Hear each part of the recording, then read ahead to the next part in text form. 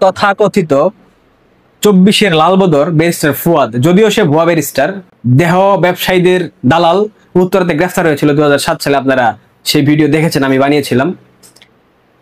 এই টাকলার বাচ্চা বলেছিল বাংলাদেশ আওয়ামী লীগের লোকজনের লাশ দাফন করার মতো মানুষ থাকবে না, কাফনের কাপড় কেনার টাকা থাকবে না।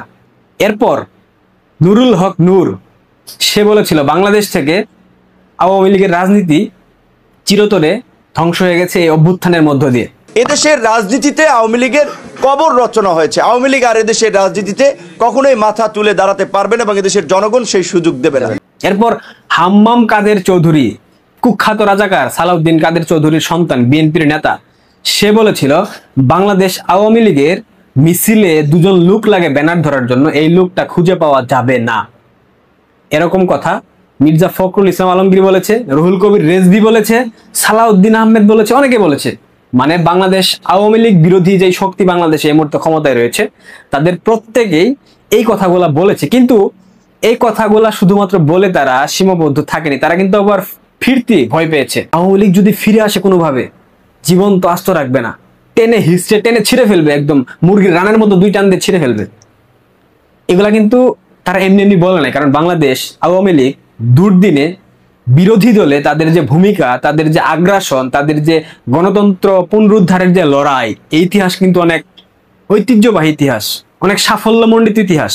বাংলাদেশে যতবার গণতন্ত্র শৃঙ্খল বন্দী হয়েছে, যতবার গণতন্ত্রকে অবরুদ্ধ করার চেষ্টা করা হয়েছে, যতবার বিএনপি জামায়াত তাদের দেশীয় শক্তি এবং তাদের আন্তর্জাতিক প্রভুদের সমন্বিতভাবে তারা গণতন্ত্রকে আবদ্ধ করে রাখার চেষ্টা করেছে, অবরুদ্ধ করে রাখার চেষ্টা করেছে, ততবার বাংলাদেশ আওয়ামী লীগ শেখ হাসিনার নেতৃত্বে 81 পরবর্তী রাজপথে দুর্বার আন্দোলন গড়ে তুলেছে। আপনারা কি খেয়াল করেছেন প্রথম দিকে বাংলাদেশ আওয়ামী লীগ, ছাত্রলীগ, যুবলীগ, অসংখ্য সংগঠন যখন মিছিল করত, 10 জন, 15 জন, 20 জন, মানে ঝটিকা মিছিল, একটা মিছিল দিয়ে তৎক্ষণাৎ সেখান থেকে চলে যেত গ্রেফতার এড়ানোর ভয়ে। কিন্তু বিগত সময়ে 3টা মিছিল, আপনাদের নিশ্চয় এটা মানতে হবে। প্রথমটা গুলিস্তান, গত সপ্তাহে একটা মিছিল হয়েছিল। প্রথমে কিছু মানুষ সেই মিছিলে অংশ নিয়েছিল, এরপর যখন রাস্তার ফুটপাতে দাঁড়িয়ে থাকা ব্যবসায়ীরা, তারপর ফুটপাতের যারা মানুষ হাঁটাচলা করে, এই শ্রেণীর মানুষ, অর্থাৎ সর্বোপরি বলতে গেলে খেটে খাওয়া মেহনতি একদম শ্রমিক, যারা দিন আনে দিন খায়, দিনমজুর, প্রত্যেকটা মানুষ এই মিছিলে জয় বাংলা জয় বঙ্গবন্ধু স্লোগানে গলা মিলিয়েছিল। তারা যখন শুনতে পেয়েছে এইটা বঙ্গবন্ধুর মিছিল, এটা শেখ হাসিনার মিছিল, এটা আওয়ামী লীগের দেশ রক্ষার লড়াইয়ের মিছিল, তখন সেই জয় বাংলা জয় বঙ্গবন্ধু স্লোগানে তারা সম্মিলিতভাবে একযোগে সেই মিছিলটাকে বিশাল একটা আকৃতি দিয়েছিল। এটা একটা উদাহরণ ছিল। এরপর ঢাকা মহানগর উত্তর ছাত্রলীগের নেতৃত্বে বনানী কবরস্থানের পাশে একটা মিছিল হয়েছিল।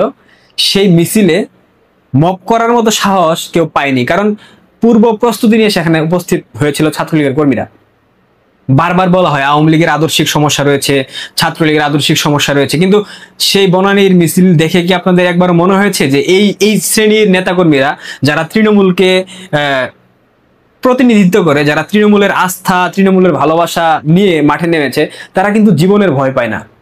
এই যে 5 থেকে 5.5 লক্ষ নেতাকর্মীকে মিথ্যা মামলা দিয়ে গ্রেফতার করে জেলের মধ্যে ভরে রাখা হয়েছে, এরপরেও এক মুহূর্তের জন্য, এক বিন্দু মাত্র সময়ের জন্য বাংলাদেশ আওয়ামী লীগের নেতাকর্মীদের মধ্যে আপনারা হতাশা দেখেছেন? অনলাইনে অফলাইনে প্রত্যেকটা জায়গায় তারা দুর্বার গতিতে এগিয়ে যাচ্ছে। এই যে আগ্রাসন, এই যে লড়াই, ধীরে ধীরে ধীরে ধীরে ক্রমান্বয়ে এই মিছিলের সারি লম্বা হচ্ছে, এবং এই সারি আজকে 500, পরদিন 1000, 2000, 3000, এভাবে ধীরে ধীরে ধীরে ধীরে বাংলাদেশের মানুষ যখন আরো পূর্ণাঙ্গ রূপে বুঝতে পারবে যে ডক্টর মোহাম্মদ ইউনূস একজন আন্তর্জাতিক মানের ফ্যাসিস্ট, এবং তিনি বাংলাদেশের ভোটের অধিকার, ভাতের অধিকারকে কেড়ে নেওয়ার জন্য এসেছেন, তিনি বাংলাদেশকে বিক্রি করার জন্য এসেছেন। আপনারা জানেন আজকে কক্সবাজারে সাধারণ মানুষ প্রতিরোধ করেছে, তাদের উচ্ছেদ করা হয়েছে। যেখানে রোহিঙ্গারা থাকতেছে, লক্ষ লক্ষ রোহিঙ্গা থাকতেছে, সেখানে এলাকার স্থানীয় মানুষকে তাদেরকে সেখান থেকে সরিয়ে দেওয়ার জন্য, উচ্ছেদ করার জন্য আহ্বান জানিয়েছে সরকার, মানে জোরপূর্বক। পরবর্তীতে সেনাবাহিনী সেখানে গিয়ে সেই পরিস্থিতি শান্ত করার চেষ্টা করেছে। ঠিক এই দিনে গতকাল ঢাকার রাজপথে বিশাল একটা মিছিল হয়েছে। শুক্রবার জুম্মার নামাজের পর প্রায় 2 থেকে 3 হাজার লোকজনের সমাগম হয়েছিল। এই যে বিষয়গুলা, বাংলাদেশ আওয়ামী লীগ যে জনমানুষের দল, গণমানুষের দল, তাদেরকে যে নির্যাতন নিপীড়নের মাধ্যমে দাবিয়ে রাখা যায় না, এটার প্রমাণ কিন্তু ধীরে ধীরে দেখাই দিচ্ছে তারা। দিল্লিতে বসে মাননীয় প্রধানমন্ত্রী শেখ হাসিনা নিশ্চয়ই মুচকি মুচকি হাসছেন আর বলছেন, আরে ইউনূস পাগল, বাংলাদেশ আওয়ামী লীগ এই দেশের জন্মদাতা, এই লাল সবুজের পতাকা, এই মানচিত্র, এই ভূখণ্ড, এই জাতীয় সঙ্গীত, প্রত্যেকটা জিনিস ছাত্রলীগ আওয়ামী লীগের হাত ধরে বাংলাদেশ এসেছে, এদেশকে জন্ম দিয়েছে বঙ্গবন্ধু শেখ মুজিব। তোমরা বাংলাদেশের মাটিতে বসে মুক্তিযুদ্ধ বিরোধী রাজনীতি করবা, তোমরা জাতির পিতাকে অসম্মান করবা, আর বাঙালি তোমাদেরকে মাথায় তুলে নাচবে, এই ধরনের অলীক স্বপ্ন দেখা বন্ধ করো। ডক্টর ইউনূসের মেয়াদ বেশি দিন নাই, হয়তো বা কোনো একদিন দেখবেন যমুনায় স্ট্রোক করে পরে মনে আছে, এরপর দেখা গেছে একটা বিশৃঙ্খলা পরিস্থিতি সৃষ্টি হয়েছে। পৃথিবীতে প্রত্যেকটা জিনিসের একটা ইয়া থাকে, শেষ থাকে। যেমন যার উত্থান যেই মাধ্যমে হয়, তার পতনের গল্পটাও সেই মাধ্যমেই মানে চিত্রনাট্য লেখা হয়। ঠিক তেমনটা আমরা দেখতে পাচ্ছি ডক্টর ইউনূসের সময় বেশি দিন নাই, কারণ অন্যায়ের যে মধুচন্দ্রিমা তিনি পূর্ণ করে ফেলেছেন এবং এই অন্যায়ের জন্য তাকে সর্বোচ্চ শাস্তি ভোগ করতে হবে। তিনি যদি বেঁচে যান কোনো ক্রমে, বাট তার যে আশেপাশে যারা রয়েছে এদের কোনোদিনও রক্ষা হবে না। আমি বারবার বলি এই কথাটা, প্রত্যেকটা ভিডিওতে আমি বারবার বলার চেষ্টা করি যে এদের কোনো রক্ষা হবে না, বাংলাদেশের মানুষ এদেরকে কোনোদিনও ছেড়ে কথা বলবে না, কোনোদিনও না। ধীরে ধীরে আওয়ামী লীগের মিছিল লম্বা হচ্ছে, সারি দীর্ঘ হচ্ছে, সাধারণ মানুষ, খেটে খাওয়া মেহনতি শ্রমিক জনতা মিছিলে যোগ দিচ্ছে।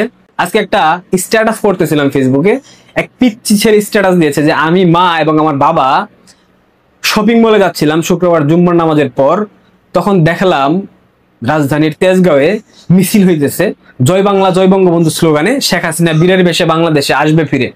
এরপর আমরা রিক্সাকে বিদায় দিয়ে আমি, মা এবং আমার বাবা তিনজন মিলে মিছিলে গিয়েছি। আমরা কিন্তু কোনোদিনও আওয়ামী লীগের নেতাকর্মী না, আমরা আওয়ামী লীগের সমর্থক ছিলাম একটা সময়, এখনো আছি। বাট জুলাই আগস্টের অভ্যুত্থানে আমরাও সেই প্ররোচনায় ফাঁদে পা দিয়ে আমরা রাস্তায় নেমেছিলাম। এই যে একজন নির্দলীয় মানুষ তার স্ত্রী তার সন্তানকে নিয়ে রাস্তায় নেমে গেছে, জয় বাংলার স্লোগানে গলা মিলিয়েছে, এই মানুষগুলাকে রুখবেন কিভাবে? আপনারা পারবেন? 18 কোটি বাঙালির মধ্যে 4 কোটি মানুষ আওয়ামী লীগের সমর্থক, এই 4 কোটিকে ফেলে দেন। মুক্তিযুদ্ধপন্থী মিনিমাম 2 কোটি মানুষ বাংলাদেশে আছে যারা এই দেশের স্বাধীনতাকে বিশ্বাস করে, জাতির পিতাকে সম্মান করে, বাঙালি জাতীয়তাবাদের যারা অনুসারী, এদেরকে রুখতে পারবেন? সম্ভব? ডক্টর মোহাম্মদ ইউনূস মহাজন, আপনার কয়জন মানুষ বাংলাদেশে আছে? আপনি জুলাইয়ে একটা ম্যান্ডেট নিয়ে বসেছিলেন, বাট সেই ম্যান্ডেট কিন্তু এই মুহূর্তে নাই। বাংলাদেশের মানুষ ক্ষুব্ধ, অতিষ্ঠ আপনাদের এই অপশাসন, অপরাজনীতি, দুর্বৃত্তায়ন শেষ আছে। যারা বলে আওয়ামী লীগকে ফিরতে দেওয়া হবে না, আওয়ামী লীগ ফিরেছে অলরেডি, আওয়ামী লীগ ছিল, আছে। আওয়ামী লীগকে কখনো অপ্রাসঙ্গিক করতে কেউ পারেনি, সেই জিন্নারা পারেনি, পাকিস্তান পারেনি, আর তুমি তো 2 দিনের মহাজন। যাই হোক, ভালো থাকেন। আওয়ামী লীগের কাফন কেনার টাকা পাওয়া যাবে না, কবর দেওয়ার মাটি পাওয়া যাবে না, সেই দিন